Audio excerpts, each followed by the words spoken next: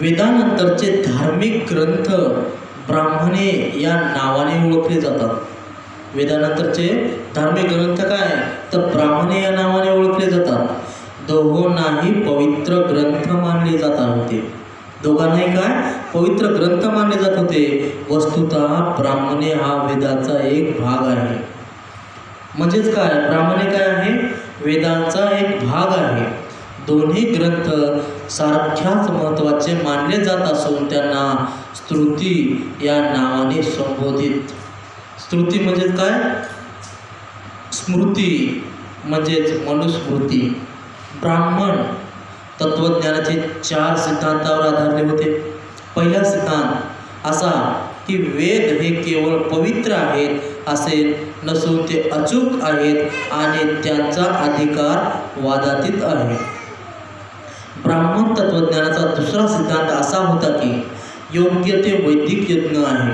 योग्य ते वैदिक यज्ञ केले, धार्मिक विधी आणि समारंभ पार पाडले आणि ब्राह्मणांना दक्षिणा दिल्या तरच आत्म्याला मुक्ती मिळते. म्हणजे जन्ममरणाच्या फेऱ्यातून त्यांची सुटका होते. दुसरं तत्त्वज्ञान आणि दुसरा सिद्धांत काय होता तर ब्राह्मणाला घरी बोलवावे, ब्राह्मणाच्या हाताने सर्व विधी करून घ्याव्यात. धार्मिक विधी ही ब्राह्मणाच्या हाताने झाली पाहिजेत. सर्व झाल्यानंतर ब्राह्मणांना दक्षिणा दिलीच पाहिजेत आणि तरच ज्यांनी दक्षिणा दिली, ज्यांनी त्यांच्या हातून विधी पूर्ण करून घेतली त्यांच्याच आत्म्याला मुक्ती मिळते. म्हणजे जन्म मरणाच्या फेऱ्यातून त्यांची सुटका होते असे या दुसऱ्या सिद्धांताचे उत्तर आहे. असे म्हणणे आहे. वेदात सांगितलेली आदर्श धर्माचीच कल्पना ब्राह्मणापाशी होती असे नाही, तर आदर्श समाजाविषयी त्यांची काय होती कल्पना होती. या आदर्श समाज रचनेला त्यांनी चातुर्वर्ण असे नाव दिले होते. चातुर्वर्णाची कल्पना वेदांत सांगितली आहे. वेदामध्ये काय चातुर्वर्णाची कल्पना सांगितली आहे आणि ज्या अर्थी वेद हे खंडनातील व वादातील आहेत त्या अर्थी समाज रचनेची चातुर्वर्ण पद्धती सुद्धा बंधनकारक आणि वादातील आहे. म्हणजेच काय या ठिकाणी 4 वेद 4 वर्ण आधारले होते. 4 वर्ण ही समाज पद्धत होती. 4 वर्णाची समाज पद्धत होती. काही विशिष्ट नियमावर आधारलेली होती. पहिला नियम असा की समाजात 4 वर्णात विभागला जावा. समाज काय 4 वर्णामध्ये विभागला जावा. पहिला विभाग कोणता पहिला वर्ण कोणता ब्राह्मण, दुसरा क्षत्रिय, तिसरा वैश्य आणि चौथा शूद्र. दुसरा नियम असा आहे की या वर्णात सामाजिक समता असू शकत नाही. या वर्णामध्ये काय सामाजिक क्षमता असूच शकत नाही. वर्गावर विषमतेच्या नियमाने परस्परांशी बांधले गेले पाहिजे. त्याचं काय म्हणणं होतं की ज्याप्रमाणे पहिल्या भागामध्ये पहिल्या थरामध्ये ब्राह्मणाला बसवलं होतं आणि दुसऱ्या भागामध्ये क्षत्रिय, तिसऱ्या भागामध्ये वैश्य आणि चौथ्या भागामध्ये शूद्र. शूद्र म्हणजेच काय ते एकदम चौथ्या पायरीचा म्हणजे सर्वांचं काम करणारा, सर्वांचा नौकर या ठिकाणी त्यांनी संबोधलं गेलं होतं. त्यांची साखळी कशी होती सर्वांच्यावर ब्राह्मण असत. सर्वांच्यावर काय ब्राह्मण असले पाहिजे. ब्राह्मणाच्या खालोखाल पण वैश्याच्या वर क्षत्रिय असले पाहिजे. क्षत्रियाच्या खालोखाल परंतु शूद्राच्या वर वैश्य आणि शूद्र हे काय सर्वात खाली असले पाहिजे असं त्या चातुर्वर्णामध्ये संबोधलं होतं. त्या मनुस्मृतीमध्ये संबोधलं होतं.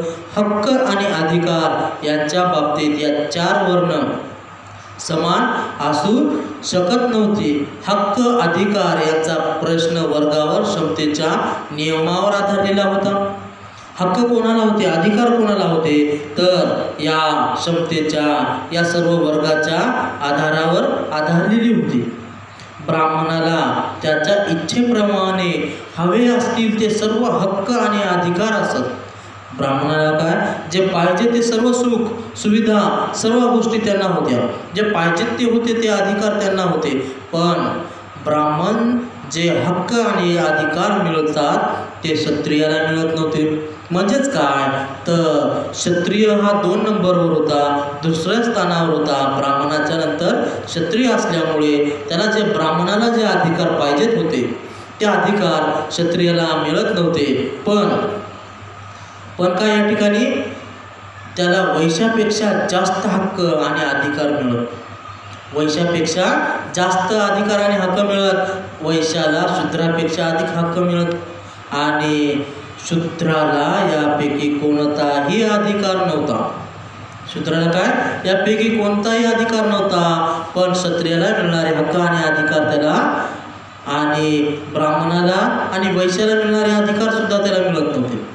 शूद्राला 3 वरिष्ठ वर्णांना न दुखवता, म्हणजेच काय ब्राह्मण क्षत्रिय आणि वैश्य या तिघालाही न दुखवता त्यांचे जगणे एवढा त्यांचा हक्क होता. चातुर्वर्णाचा 3रा नियम व्यवसायाच्या विभागणी संबंधी होता. अध्ययन, अध्यापन आणि धार्मिक विधी करणे हा ब्राह्मणाचा व्यवसाय होता. ब्राह्मणाचा व्यवसाय काय तर शिकणं आणि शिकवणं आणि जेवढ्या काही धार्मिक विधी आहेत त्या सर्व धार्मिक विधी पार पाडणं हा ब्राह्मणाचा अधिकार होता. नंतर क्षत्रियांचा व्यवसाय काय होता? लढाई करणं हा क्षत्रियाचा व्यवसाय होता. लढाई म्हणजेच काय तर ज्या ठिकाणी राजवट पद्धती होती, ज्या ठिकाणी राज्यामध्ये परस्पराविरोधी जे युद्ध होतं त्या युद्धामध्ये सामील होऊन आपल्या राज्याची, आपल्या सर्वांची सुरक्षा करणं आणि त्या संदर्भामध्ये जे युद्धामध्ये सहभागी होऊन त्यांना त्या लढाईत भाग करणं हा क्षत्रियाचा व्यवसाय होता. म्हणजेच काय ते लढाई करणं हे त्याला बंधनकारक होतं. व्यापार हा वैश्यावर सोपवला होता. व्यापार काय आहे वैश्यावर सोपवला होता आणि 3 वर्गाची सेवा करणे हा शूद्राचा व्यवसाय होता. शूद्राचा व्यवसाय काय या वरच्या 3ही वर्णातील लोकांची सेवा करणे हा शूद्राचा व्यवसाय होता. निरनिराळ्या वर्णात दिलेले व्यवसाय खास त्या वर्गासाठीच होते. एका वर्णाच्या व्यवसायात दुसऱ्याला शिरता येत नव्हतं. म्हणजेच काय या ठिकाणी ब्राह्मणांनी जे विधी पार पाडायच्या होत्या त्या विधी शूद्राला पाडता आल्या नसत्या, त्याच वैश्याला पाडता आल्या नाही आणि त्याच विधी क्षत्रियाला सुद्धा पार पाडता येत नव्हत्या. हा भाग या ठिकाणी होता. क्षत्रियाने युद्ध करावं, वैश्याने व्यापार करावा, शूद्राने चाकरी करावी आणि ब्राह्मणाने सर्वावर लक्ष केंद्रित करून वरच्या स्थानावर थांबून सर्व सुखाचा उपभोग घ्यावा हा नियमावली या ठिकाणी चातुर्वर्णामध्ये बांधली होती. चातुर्वर्णाचा 4था नियम शिक्षणाच्या हक्कासंबंधी होता. चातुर्वर्ण पद्धतीने शिक्षणाचा हक्क ब्राह्मण, क्षत्रिय आणि वैश्य या तिघांनाच होता. पहिल्या 3 वर्णांनाच याचा हक्क दिला होता. शूद्रांना शिक्षणाचा हक्क नाकारण्यात आला. शूद्रांना शिक्षणाचा हक्कच नव्हता. तर ब्राह्मण आणि क्षत्रिय वैश्य या वर्णातील स्त्रियांना देखील शिक्षणाचा हक्क नाकारण्यात आला. असेच शूद्रांनाच नव्हे तर ज्या ज्या धर्मामध्ये ब्राह्मणामध्ये असो, वैश्यामध्ये असो की क्षत्रियामध्ये असो ज्या ज्या स्त्रिया आहेत त्या सर्व स्त्रियांना शिक्षणापासून वंचित ठेवण्यात आले होते. आणखीन एक 5वा नियम होता. या नियमानुसार माणसाने आयुष्य 4 आश्रमात किंवा 4 टप्प्यात विभागले गेले होते. माणसाचं आयुष्य काय 4 टप्प्यामध्ये 4 वर्णामध्ये विभागलं गेलं होतं. पहिला टप्पा कोणता तर पहिल्या आश्रमाला ब्रह्मचर्य म्हणत. पहिला टप्पा हा ब्रह्मचर्याचा होता. दुसऱ्याचे नाव गृहस्थाश्रम असे होते, तिसऱ्याचं वानप्रस्थ आणि चौथ्याला संन्यास असे नाव देण्यात आले होते. पहिल्या आश्रमाचे उद्दिष्ट अध्ययन व शिक्षण होते. म्हणजेच काय तर ब्रह्मचर्य म्हणजेच काय तर या ब्रह्मचर्याचे उद्दिष्ट अध्ययन आणि शिक्षण हेच होते. दुसरे उद्दिष्ट वैवाहिक जीवन जगणे होते. दुसऱ्याचे वैशिष्ट्य म्हणजेच काय तर गृहस्थ जीवनाचे वैशिष्ट्य म्हणजेच काय वैवाहिक जीवन करून सुखाने जगणे हे होते. तिसऱ्याचे वैशिष्ट्य काय होते? वैराग्य जीवनाची म्हणजेच ग्रहत्याग न करता कौटुंबिक बंध तोडून टाकणाऱ्या जीवनाची ओळख करून देणे हे त्याचं महत्त्व होतं, त्याचा अर्थ होता. आणि चौथा आश्रम म्हणजेच काय की चौथ्या आश्रमाचे उद्दिष्ट म्हणजेच त्याचं नाव होतं की वानप्रस्थ आश्रम. वानप्रस्थ आश्रम म्हणजेच काय? माणसाला ईश्वराचा शोध घेण्यासाठी व त्याच्यात विलीन होण्यासाठी समर्थ करणे हे त्याचं चौथ्या वानप्रस्थ आश्रमाचं भाग होतं, संन्यासाचं भाग होतं. संन्यास म्हणजेच काय की सर्व सोडून संन्यास घेणं म्हणजेच काय? ईश्वराचा शोध घेण्यासाठी संन्यासाचा मार्ग अवलंबणं हे त्या चौथ्या वर्णाचा भाग होता. या आश्रमाचे फायदे फक्त 3 वरिष्ठ वर्णाच्या लोकांनाच होता. ते लोकांपैकी फक्त पुरुषांनाच याचा भाग किंवा याचे फायदे घेता आले होते. पहिला आश्रम शूद्र व स्त्रिया यांच्यासाठी नव्हता. पहिला आश्रम म्हणजेच काय? पहिला आश्रम कोणता? तर आपला जो पहिला आश्रम म्हणजेच काय? ब्रह्मचर्य. ब्रह्मचर्य शूद्र आणि स्त्रियांना याचा अर्थ याचा भाग हा नव्हताच. त्याचप्रमाणे चौथाही आश्रम त्याच्यासाठी वर्जित होता, स्त्रियांनाही वर्जित होता. चौथा आश्रम म्हणजेच काय? संन्यास आश्रम. शूद्रांना आणि स्त्रियांना सुद्धा संन्यास घेता आला नाही. आणि चतुर्थ वर्णाची अशी होती दिव्य आदर्श समाज रचना. तिला चातुर्वर्ण असे नाव देण्यात आले. आपण त्याला मनुस्मृती सुद्धा असे म्हणतो. ब्राह्मणांनी नियमावली आदर्शाचे स्वरूप दिले आणि कुठल्याही पळवाटा किंवा उणिवा न ठेवता तो आदर्श प्रत्यक्षात उतरविला. ब्राह्मण तत्वज्ञानातील चौथा सिद्धांत म्हणजे कर्मवाद होय. आत्म्याच्या जन्ममरणाच्या फेऱ्याच्या सिद्धांताचा तो एक भाग होता. ब्राह्मणाचे कर्मवाद तत्वज्ञान हे पुनर्जन्म घेऊन जेव्हा आत्मा नव्या देहात प्रवेश करतो तेव्हा तो कुठे जातो या प्रश्नाला दिलेले उत्तर होय. म्हणजेच काय? ब्राह्मणाचा चौथा जो सिद्धांत होता कर्मवाद, आत्म्याच्या जन्ममरणाच्या फेऱ्याच्या नंतर त्याचा सिद्धांताचा जो एक भाग होता. ब्राह्मणाचे कर्मवादाचे तत्वज्ञान काय होतं? पुनर्जन्म घेऊन जेव्हा आत्मा नव्या देहामध्ये नव्या शरीरामध्ये येतो, प्रवेश करतो तेव्हा तो कुठे जातो या प्रश्नाला दिलेले उत्तर होय.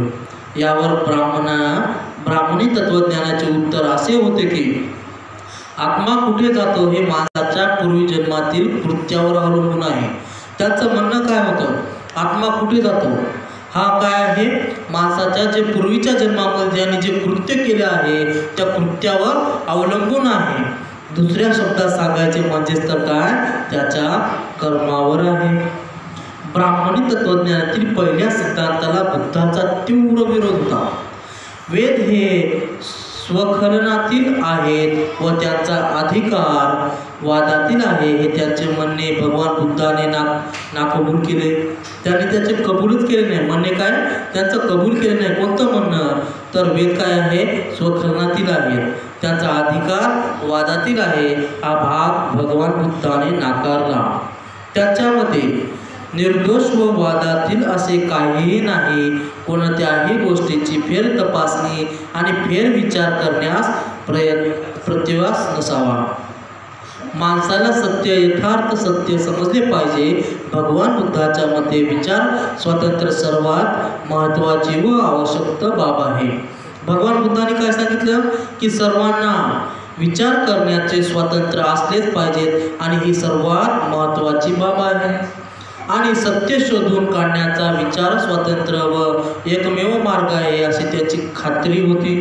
वेद अपौरुषमय आहेत असे मानणे याचा अर्थ विचार स्वातंत्र्याला संपूर्ण नकार देणे आहे.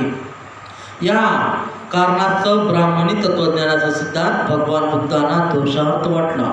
म्हणूनच या कारणामुळेच काय भगवान बुद्धाला काय वाटला की हा भाग जो आहे सर्व दोष त्या भागामध्ये त्यांना आढळून आले. ब्राह्मणी तत्वज्ञानाच्या दुसऱ्या सिद्धांतालाही त्याने तितकाच विरोध होता. यज्ञामध्ये काही तथ्य असल्याचे त्याला मान्य होते. यज्ञामध्ये काहीतरी तथ्य आहेत असे त्याला मान्य होते, परंतु खरा यज्ञ आणि खोटा यज्ञ यात त्याने भेद केला होता. खरा यज्ञ काय आहे आणि खोटा यज्ञ काय आहे यामध्ये त्यांनी काय केला होता, भेद केला होता. कोणता भेद? खरा यज्ञ म्हणजेच काय तर ईश्वराची खरोखर प्रार्थना करणे हा खरा यज्ञ, आणि ईश्वराच्या नावावर, ईश्वराच्या प्रार्थनेच्या नावावर लोकांना लुबाडणे, लोकांकडून धन दौलत लुटून घेणे किंवा मुख्य प्राण्याची बली देणे हा यज्ञ त्याने खोटा मानला. दुसऱ्याच्या हितासाठी स्वहिताचा त्याग करणे हा खरा यज्ञ होय, तर त्यांनी मानले वैयक्तिक स्वार्थासाठी देवाला प्रसन्न करण्यासाठी एखाद्या पशुची बळी देणे हा त्यांच्या मते खोटा यज्ञ आहे. ब्राह्मणाचे यज्ञ हे बहुधा देवाला संतुष्ट करण्यासाठी पशुचे बळी देऊन केलेले यज्ञ असतात. ब्राह्मणाचे यज्ञ काय आहे? खरं तर खूप प्रमाणामध्ये देवाला संतुष्ट करण्यासाठी पशुची बळी देऊन केलेले असतात यज्ञ. अशा यज्ञाचा खोटा यज्ञ म्हणून त्यांचा धिक्कार केला. आत्म्याच्या मुक्तीसाठी जसे यज्ञ केले गेले त्यांनी ते मान्य नव्हते. यज्ञविरुद्ध असलेले लोक ब्राह्मणाचा उपहास करून म्हणत पशुच्या बळी देऊन जर एखाद्याला स्वर्गप्राप्ती होत असेल तर मग त्यांनी स्वतःच्या बापाचाच बळी का देऊ नये? स्वर्गात जाण्याचा तो अधिक जलद मार्ग भेटेल. काही लोक काय म्हणत गेले, काही लोक असे म्हणत, ब्राह्मणाचा जे उपवास करणारे जे लोक होते ते असे म्हणत की स्वर्गप्राप्तीसाठी जर तुम्ही मुख्य प्राण्याची बळी देण्यापेक्षा स्वतःच्या बापाचाच बळी द्या, म्हणजे काय होईल, तुम्हाला लवकरात लवकर स्वर्गप्राप्त होईल, जलद मार्गाने ते ठरेल. भगवान बुद्ध या विचाराशी अंतःकरणपूर्वक सहमत होते. भगवान बुद्ध सुद्धा काय या विचाराशी सहमत होते. यज्ञाचा सिद्धांत भगवान बुद्धाचा जितका तिरस्कार वाटत होता तितका चातुर्वर्ण्याचा सिद्धांत त्यांना नापसंत होता. भगवान बुद्धाला काय चातुर्वर्ण सुद्धा त्यांना नापसंत होते. चातुर्वर्ण्याच्या नावाने ब्राह्मण धर्माने केलेली समाजरचना त्यांच्या नैसर्गिक समाजरचना वाटली नाही. तिच्यावरील वर्गरचना सक्तीची आणि जुलमीची होती. ब्राह्मणाने जी समाज रचना मांडली होती ती सर्व काय आहे, सक्तीची आणि जुलमीची समाज रचना होती. विशिष्ट वर्गाच्या मतलबानुसार तयार केलेली अशी ती समाज रचना होती. मोकळा आणि स्वतंत्र समाज त्यांना पसंत होता. भगवान बुद्धाला मोकळा आणि स्वतंत्र समाज काय होता, पसंत होता. ब्राह्मणाची चातुर्वर्ण पद्धती ही कधी न बदलणारी कायमस्वरूपीची अशी समज रचना होती. ब्राह्मणाने जी चतुर्वर्ण पद्धत केली होती ती काय आहे, कधी न बदलणारी कायमस्वरूपीची होती. पण यालाच जेव्हा डॉक्टर बाबासाहेब आंबेडकरांनी मनुस्मृती दहन केली तेव्हा आपण या वर्णातून मुक्त झालो. या 4 वर्णातून आपल्याला मुक्तता भेटली, आपल्याला मोकळा श्वास भेटला. आणि जेव्हा एकदा ब्राह्मण झाला की तो कायमचा ब्राह्मण व्हावा असं त्या चातुर्वर्णाचं म्हणणं होतं. एकदा क्षत्रिय झाला की तो क्षत्रियच राहावा, कायमचा क्षत्रिय. एकदा वैश्य झाला तर तो वैश्यच राहावा, शूद्र झाला तर तो शूद्रच राहावा. व्यक्तीच्या जन्मावरून प्राप्त झालेल्या दर्जावर आधारित होती. त्यांची समाज रचना कशी होती, जेव्हा एखाद्या बालकाचा जन्म एखाद्या विशिष्ट जातीमध्ये झाला, जर एखाद्या बालकाचा जन्म ब्राह्मणामध्ये झाला तर तो ब्राह्मणच म्हणून राहावा, त्याने ब्राह्मणाचे सर्व कार्य करावे. वैश्यामध्ये झाला तर वैश्यासारखंच राहावं, क्षत्रियात झाला तर क्षत्रियासारखंच राहावं, आणि शूद्रात झाला तर शूद्रासारखंच वागावं. असं समाज त्या वर्णाचं, त्या चतुर्वर्णाचं तिथे म्हणले गेले होते. तरी त्याचा दर्जा उचवण्याच्या दृष्टीने या सद्गुणाला काही किंमत नसे. योग्यता आणि प्रगती यांना या समाज रचनेत स्थानच नव्हते. ज्याची योग्यता विशिष्ट आहे, ज्याची योग्यता त्याच्या काबिलियतेनुसार, त्याच्या योग्यतेनुसार त्याला योग्य ती पद्धत अवलंबली जात नव्हती, कारण त्या ठिकाणी चातुर्वर्ण होता. म्हणजेच काय, जर एखाद्या शूद्र कुटुंबामध्ये जर शेतकरी असेल, म्हणजे त्या ठिकाणी कसं होतं, एक उदाहरण म्हणजेच काय तर शेतकरीच्या मुलाने शेतीच करावी डॉक्टराच्या मुलाने डॉक्टरकीच करावी, ब्राह्मणाच्या मुलाने त्या ठिकाणी सर्व विधी यज्ञ पार पाडावे आणि अशा प्रकारे त्या ठिकाणी समाज रचने अगदी घट्ट प्रमाणामध्ये ब्राह्मणांनी बांधून ठेवली होती. विषमता प्रत्येक समाजात असते, पण ब्राह्मण धर्मात त्याचे स्वरूप अगदी निराळे होते. ब्राह्मणांनी सांगितलेली विषमता हे त्या समाजाची अधिकृत तत्वे होती. समाजावर वाढलेले ते केवळ बांडगुळ नव्हते. ब्राह्मणांनी धर्माचा समतेवर विश्वास नव्हता, स्वतः समतेचा त्याला विरोध होता. ब्राह्मणी धर्माचे केवळ विषमतेचे समाधान झाले नाही, वर्गावर विषमता हे त्यांचे सार होते.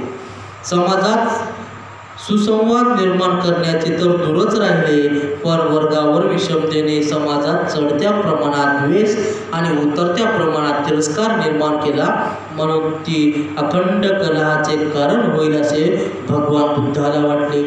4 वर्ण व्यवसाय देखील निश्चित केले गेले होते. 4 वर्णाचे व्यवसाय देखील निश्चित केले होते. व्यवसायाची निवड करण्याचे स्वातंत्र्य कोणालाच नव्हते. शिवाय ते व्यवसाय काम करण्याची कुशलता यानुसार निश्चित करण्यात आले नव्हते, तर ते जन्मावरून निश्चित केले गेले होते.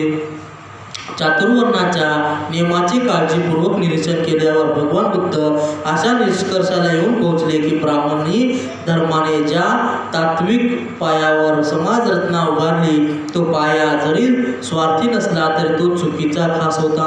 त्यांना हे स्पष्ट दिसले. चातुर्वर्णाने सर्वांच्या हितासंबंधी तर लक्ष दिलेच नाही आणि सर्वांच्या कल्याणाचा पुरस्कार तर मुळीच केला नाही, तर खरोखर मुठभर लोकांच्या हितासाठी बहुसंख्य लोकांना राबवण्यासाठी चातुर्वर्णाची योजना जाणून बुजून राबवण्यात आली होती. या योजनेनुसार स्वतःला मानवश्रेष्ठ म्हणून घेणाऱ्या वर्गाची सेवा करणे माणसाला भाग पाडण्यात आले होते. या ठिकाणी ब्राह्मणांनी काय केलं होतं की ही चातुर्वर्ण व्यवस्था जाणून बुजून आणली होती. का तर माणसाकडून सेवा करून घ्यावी असं त्यांना भाग पाडण्यात आलं होतं. दुर्बलांना दंड पाहण्यासाठी व पिळवण्यासाठी आणि त्यांना पूर्णपणे दास्यत्व ठेवण्यासाठीच ही योजना करण्यात आली होती. म्हणजेच काय तर जे दुर्बल घटक होता, जो दुर्बल घटक होता त्यासाठी त्यांची पिळवणूक करण्यासाठी, त्यांच्यावर दाबदड पडण्यासाठी आणि त्यांच्याकडून गुलामगिरी करून घेण्यासाठी या योजना राबवली होती असे भगवान बुद्ध सांगतात. बंडाची प्रवृत्ती पूर्णपणे मारून टाकण्यासाठी ब्राह्मणांनी कर्मवाद तयार केला. बुद्धाचे मत होते मनुष्याच्या दुःखाला त्यांच्या स्वतःशिवाय दुसरा कोणी जबाबदार नव्हता. दुःखाची स्थिती ही बंड करून बदलू शकत नव्हता, कारण पूर्वजन्मीतील कर्मामुळेच या जन्मातील त्याचे दुःख अवस्था ठरवण्यात आली होती. ब्राह्मण तत्वज्ञानाने त्यांनी माणुसकीची पार कष्ट करून जी माणुसकी होती जी पार नष्ट करून टाकली होती. त्या शूद्र आणि स्त्रिया या 2 वर्गांनाच या समाज व्यवस्थेविरुद्ध बंड करण्याचे सामर्थ्य नव्हते. या ठिकाणी काय जे शूद्र होते आणि जे स्त्रिया होत्या त्या स्त्रियांना या घटनेविरुद्ध या व्यवस्थेविरुद्ध बंड करण्याचे सामर्थ्य देखील नव्हते. विद्यार्जनाचा हक्क यांना नाकारण्यात आला होता. याचा परिणाम असा झाला की त्यांच्यावर लादलेल्या अज्ञानामुळे आपली अशी हीन अवस्था का झाली हे त्यांना लक्षात नव्हते, कळतच नव्हते. ब्राह्मणी धर्माने त्यांचे जीवन अर्थशून्य करून टाकले होते हे त्यांना समजलेच नाही. या ब्राह्मणी तत्वज्ञानाविरुद्ध बंड करण्याऐवजी ते त्यांचे भक्त बनले व त्यांचा तो पुरस्कारच करू लागले. शस्त्र धारण करणे हा आपले मानवी स्वातंत्र्य मिळवण्याचा शेवटचा उपाय आहे, परंतु शूद्रांना शस्त्र घेण्याचा सुद्धा अधिकार नाकारण्यात आला होता. ब्राह्मणी धर्माच्या वर्चस्वाखाली स्वार्थी ब्राह्मण, सामर्थ्यवान व भयंकर क्षत्रिय आणि धनवान वैश्य यांच्या कटाचे बळी म्हणून शूद्रांना असहाय्य करून ठेवण्यात आले होते. अशा या समाज रचनेत बदल घडवणे शक्य होते काय? ही समाज व्यवस्था ईश्वराप्रमाणित समजली जात होती काय? असल्यामुळे बदलता येणे शक्य नाही हे बुद्धाला माहीत होते. ही फक्त नष्ट करून टाकणेच हे शक्य होते. या कारणासाठी खऱ्या जीवनमार्गाला विरोध म्हणून ब्राह्मणी तत्वज्ञान बुद्धाने अमान्य केले. उपनिषदे आणि त्यांची शिकवण हा भाग उद्याला पाहू. साधू साधू साधू.